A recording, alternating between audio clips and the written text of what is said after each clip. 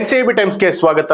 ನಾನು ದರ್ಶನ್ ಹುಣಸೂರು. ಯಲಬುರ್ಗಾ ತಾಲೂಕಿನ ಹೊಸೂರು ಗ್ರಾಮದ ಹೊರವಲಯದಲ್ಲಿರುವಂತಹ ರೈತರ ಜಮೀನಿನಲ್ಲಿ ಕೆಟ್ಟು ನಿಂತಿದ್ದ ಟಿಸಿ ರಿಪೇರಿಗೆ ತೆರಳಿದ್ದಂತಹ ಲಿಂಗನಬಂಡಿ ಗ್ರಾಮದ ಬಸವರಾಜ ಚೆನ್ನಪ್ಪ ಭಂಡಾರಿ ವಿದ್ಯುತ್ ತಗಲಿ ಮೃತಪಟ್ಟಿರುವಂತಹ ಘಟನೆ ನಡೆದಿದೆ.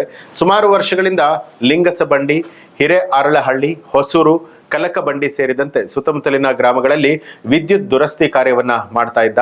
ಶನಿವಾರ ಬೆಳಗ್ಗೆ ಲೈನ್ಮ್ಯಾನ್ ಜೊತೆಗೆ ತೆರಳಿ ದುರಸ್ತಿ ಮಾಡುವಂತಹ ಸಂದರ್ಭದಲ್ಲಿ ಇಲಾಖೆಯ ಸಿಬ್ಬಂದಿಯ ಬೇಜವಾಬ್ದಾರಿತನದಿಂದಾಗಿ ವಿದ್ಯುತ್ ಸಂಚರಿಸಿ ಮೃತಪಟ್ಟಿರುವಂತಹ ಘಟನೆ ಸಂಭವಿಸಿದೆ. ಇನ್ನು ಘಟನಾ ಸ್ಥಳಕ್ಕೆ ಚೆಸ್ಕಾಂ ಅಧಿಕಾರಿಗಳು ಭೇಟಿ ನೀಡಿದ್ರು. ಹಾಗೆ ಮೃತನ ಕುಟುಂಬಕ್ಕೆ ಪರಿಹಾರವನ್ನ ಕೂಡ ಕೊಟ್ಟಿದ್ದಾರೆ. ಅದರ ಜೊತೆಗೆ ಮೃತನ ಪುತ್ರನಿಗೆ ಉದ್ಯೋಗ ನೀಡುವಂತೆ ಆಗ್ರಹಿಸಿ ಲಿಂಗನಬಂಡಿ, ಹೊಸೂರು ಗ್ರಾಮಸ್ಥರು ಪ್ರತಿಭಟನೆ ನಡೆಸೋದಕ್ಕೆ ಮುಂದಾಗ್ತಾ ಇದ್ದ ಹಾಗೆ ಬೇವೂರು ಪಿಎಸ್ಐ ಪ್ರಶಾಂತ್ ಹಾಗೂ ಸಿಬ್ಬಂದಿಗಳು ಭೇಟಿ ನೀಡಿ ಪರಿಸ್ಥಿತಿಯನ್ನ ನಿಯಂತ್ರಣಗೊಳಿಸಿದ್ರು. ಇನ್ನು ಬೇವೂರು ಪೊಲೀಸ್ ಠಾಣೆಯ ವ್ಯಾಪ್ತಿಯಲ್ಲಿ ಈ ಒಂದು ಘಟನೆ ನಡೆದಿರುವಂಥದ್ದು.